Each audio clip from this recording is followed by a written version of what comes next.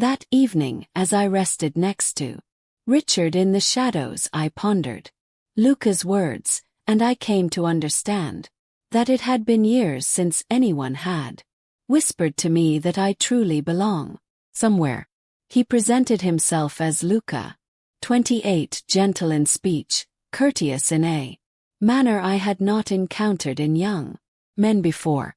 He claimed to be a photographer primarily focused on portraits. He sought a fleeting refuge, bathed in the warmth of natural light. Friend mentioned that I once taught art, and had a sunroom studio that is now gathering dust. I nearly declined. Nearly. Yet there was an authenticity to his smile, and for some inexplicable reason it had been an eternity since anyone had gazed at me as if they truly perceived my essence. Thus I acquiesced. For the following 3 days we immersed ourselves in the task of cleaning that studio side by side. The location was imbued with a lingering dustiness as if it were woven into its very essence. Rows of paint jars, their surfaces hardened with time, tattered rags scattered about, and sketches left in a state of perpetual incompletion. Observed his movements, deliberate, measured, as if he honored the legacy of the surroundings. He posed few inquiries, yet when he did, they carried weight. Have you put down your brush, or has the world simply grown too noisy? The question lingered in my mind for hours, perhaps a few days. As I rummaged through my belongings, my hand instinctively grasped garments long forgotten, relics of a time when they adorned my frame, delicate cotton dresses, a pair of earrings I believed to be lost forever. Once more I infused my tea with a splash of lemon. I adorned my toenails with a delicate shade of rose. I didn't do it for him. The very least, that's what I reassured myself. It's amusing how swiftly a reflection can seem less harsh with the presence of another. Richard, my husband, hardly acknowledged the shift. Each evening he settled into the same chair, perused the identical document, viewed the identical programs. He had ceased to see me long before Luca made his entrance. Seems we were both aware of it. We merely kept it unspoken. One evening I inquired if he recalled the hue of the dress I donned on our inaugural date. He kept his gaze fixed downward, crimson. The hue was a deep resonant blue. Luca inquired whether he might capture the essence of the space through his lens. He mentioned his fascination with observing the movement of light prior to inviting others into his world. I observed him from the threshold as he meticulously adjusted his lens, awaiting the precise angle, and then he faced me and declared, "You are meant for this light." It was not a mere flirtation. It was far from a compliment. It was a moment of keen observation. Yet my hands trembled. 4 hours afterward, that night, as I lay next to Richard in the enveloping darkness, my mind wandered to Luca's words, and I came to understand that it had been years since anyone had whispered to me that I truly belonged somewhere. I found myself unaccustomed to the weight of gazes upon me. Not quite. Not the sort of gaze that clings, lingers, perceives. As Luca faced me that morning, camera poised, he uttered, "It would be a pleasure to capture your likeness." A chuckle escaped my lips. Instinctively, in a state of disbelief, in a state of retreat, yet he did not share in my laughter. He simply lingered, as though I required moments to recall times I embraced opportunities. The studio, the morning sun sprawled gracefully across the floor. He had just completed a photo session with a local florist, a woman in her 30s, her wild red curls framing her face, the lingering scent of lavender enveloping her. I offered him tea, as was my Customary ritual. Chamomile, 2 sugars, please. With a smile gracing his lips. He lifted his glass, took a sip and remarked, "Allow me the privilege of capturing your essence through my lens. This is not intended for a project for my own sake." No, naturally I declined.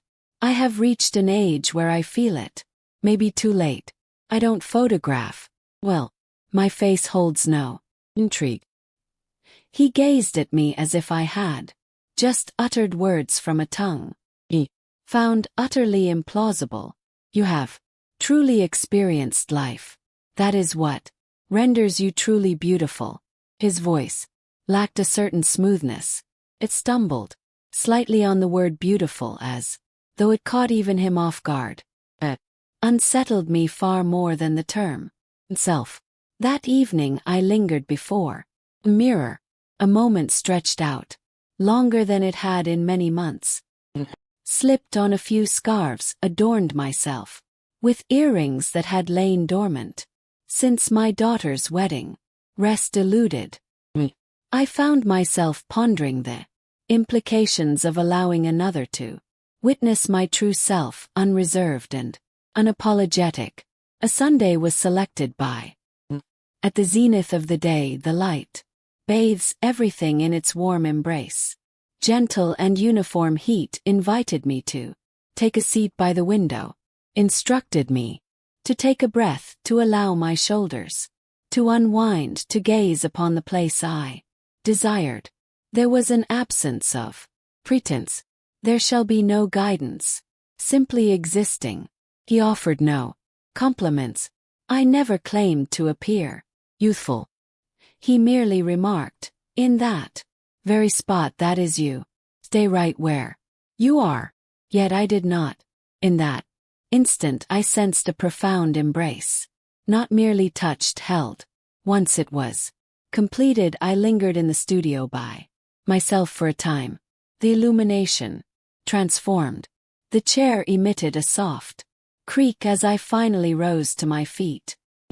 Gazed through the window, half anticipating the reflection of the woman I once was. Yet she had vanished. In her stead stood someone gentler, more insightful. Injured indeed, yet concealed. A few days later he revealed to me the portrait.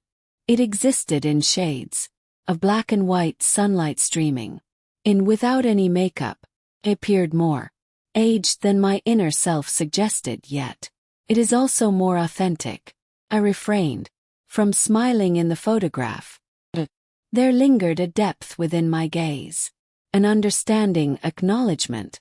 It was as though the woman captured in that frame had at last emerged from the shadows, stepping into the light after years of lingering in the background. Without uttering a single word, he placed it in my hands. Yet his eyes, they conveyed it all. That evening Richard refrained from inquiring about my whereabouts. I overlooked the photo, tucked away in my bag. Yet in solitude, I withdrew it and set it beside my bed. Not out of a desire to recall Luca. For the first time in many years I felt a desire to reconnect with my own innocence, and that above all else filled me with dread. The rain fell steadily that night, a sudden spring storm, the kind that renders everything delicate and fleeting. It's the kind that severs the current, casting the realm into a soft glow of flickering flames, prompting confessions from lips that once held silence. I had reached the age of 61, yet for a fleeting few hours I found myself in a state of blissful oblivion. At approximately 7 p.m. the lights flickered and then vanished, plunging the surroundings into darkness. I ignited 2 candles, filled a glass with wine, and settled by the window, observing the rain cascade down the pane. Then I caught sight of him, Luca, dashing toward the house. Blanket draped over his head. He rapped gently on the kitchen door. His hair cascaded with droplets, gaze unblinking, flash. youthful grin. "There's a leak in your studio." I ushered him indoors. He dried his hair with a towel, presented him with a sweatshirt belonging to Richard. It hung loosely on him, and poured a second glass of wine. The kitchen table became our gathering place. Silence. Veins. Only the faint tick of the wall clock lingered before it too fell. Silent. There existed a distinct lack of urgency, only tranquility, the sort that lingers patiently. He shared with me the story of his mother, how she tended to her garden with bare feet. In her gentle way she showed him how to uncover the beauty hidden within the overlooked and the forgotten. I mentioned to him that I once dabbled in painting, ceased when my daughter departed from home. Richard never inquired about my reasons for letting it go. He regarded me not with sympathy. Embraced by warmth, he leaned in and murmured, "You are the type of woman who transforms pain into poetry." Words eluded me. I simply allowed my eyelids to drift shut and sensed that line nestly into my chest as if it were breath. There are instances when you step into fully aware of their essence, and yet you allowed them to unfold. The kiss unfolded unexpectedly. Felt entirely right. Felt like a release of breath, as if a presence had lingered, suspended in silence within me for years. His fingers grazed my face as if it were a masterpiece, deliberate, inquisitive, reverent. I remained steadfast, refusing to withdraw. He chose not to remain for the break. He refrained from inquiring, refrained from making an offer. He departed. The rain had ceased. Lingered at the threshold, observing him as he receded into the distance, his silhouette dwindling amidst the fog and mire. With a finality that echoed in the silence, I closed the door, pressed my back against it, and wept bitterly, not due to any sense of regret. Yet I failed to do so. Eventually I nestled into bed next to Richard. He remained utterly still, never inquired about my whereabouts. I observed him in slumber. This man, who once recognized the rhythm of my breath, now remains oblivious to my return, bearing the imprint of another's kiss upon my lips. That night left me feeling anything but youthful. It evoked an emotion that was difficult to articulate. Vibrant here yearned for, and when you've lingered in the shadows for an eternity, simply that can evoke a sense of absolution. Some sights are destined to remain hidden from our gaze, not due to their incorrectness, yet they remain incomplete, intimate, untamed, unvoiced. Times it is precisely these that reveal the deepest truth. Luca had departed in a flurry that morning. He mentioned it was a family emergency. He left his laptop behind his spectacles. I informed him that he could return at a later time. Would ensure the studio door remained unlocked. Intrigued, I ventured within.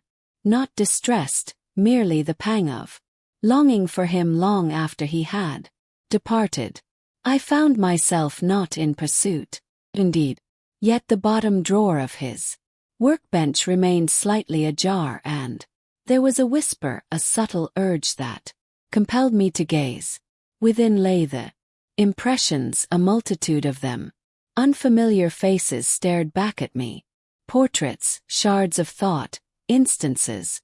And then there I was. It was not the one he had bestowed upon me. This one stood apart. I found no reason to smile. My head was turned, eyes gently closed. Felt as though I was attuned to a melody that existed solely from my ears. Light caressed my jaw with such gentleness that it seemed to defy reality. In that still moment I glimpsed something previously unnoticed. His gaze upon me was something to behold beyond mere observation.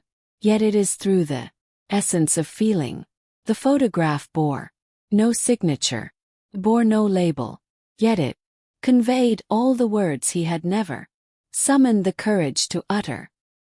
Lingered in the studio, clutching that image as if time itself had come to a standstill. Transcended mere beauty. Not quite. It revolved around the essence of being there, regarding the act of selection in an instant that remains unseen by all others. I returned the photo to its original place, precisely as I had discovered it. For certain truths, the walls are not their rightful place. On that particular night, Richard made his way into the kitchen. He never engaged in that. Not while I was completing the dishes. He rested against the counter, his hands tucked into his pockets. He remarked, "You've been different lately." He stood still, caught in a moment of disbelief. I dried my hands. "In what way is it different?" First he remained silent. In a gradual manner. "Not in this place." "Not quite. Your gait suggests a farewell has already been spoken." He refrained from inquiring about names. He maintained a calm demeanor. There was no accusation made. Yet an unspoken change occurred between us. The silence, heavy and palpable, had at last made its presence known within the confines of the room. That evening we lay entwined in our solitude, backs pressed together. Silence prevails. There will be no good night, only a silence that resonated more powerfully than thunder. Kept the photo a secret from him. Never inquired of Luca why he chose not to share it. Yet I was aware. We were both aware. Certain moments are too vivid to be perceived while they're still alive. Some love is destined to dwell solely in the realm between the click of the shutter and the hush of silence. He departed on a Tuesday, calm and composed. There is no conflict. There was no farewell kiss. A simple note: the family emergency had altered their plans. That he would not be making his way back to the studio. He felt a deep sense of gratitude. "You reminded me that stillness can resonate as the most profound form of beauty," he penned. It was the moment, and yet I found myself revisiting that line more often than I ever revisited my vows. The morning following his departure, I stepped into the studio. The morning light retained its golden hue. The lingering scent of paint and pine hung in the air. His prints had vanished. Optical devices, a vessel for warmth and comfort, cradling the rich essence of brewed beans. One thing lingered. A solitary photograph, hidden beneath a floorboard just loose enough to be lifted. It was the portrait that captured the essence. The one I was never intended to behold. It lingered in his mind unforgotten. He had abandoned for my own sake. As the evening unfolded, I found myself seated opposite Richard. We shared a meal, salmon, accompanied by roasted potatoes, a meal consumed in the absence of recollection. Once the dishes had been cleared away, I confided in him. Not all things, not every nuance, yet that is sufficient. Confided in him that I had been in another place entirely. It is not a location, an individual, that I experienced a sensation I hadn't encountered in decades, that it had come to an end. Yet genuine. He paid attention, did not interrupt, did not avert my gaze. Upon my completion, he remarked simply, "I find it difficult to harbor anger towards someone who has returned from the dead."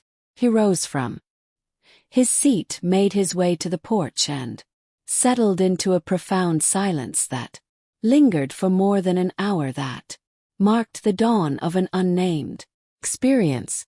Not quite forgiveness, but perhaps a glimpse of understanding. I slipped away month by month. The seasons transformed. I returned to the canvas. Once more. Conducted several classes in the local community. I treated myself to a new set of brushes, my first in 15 years.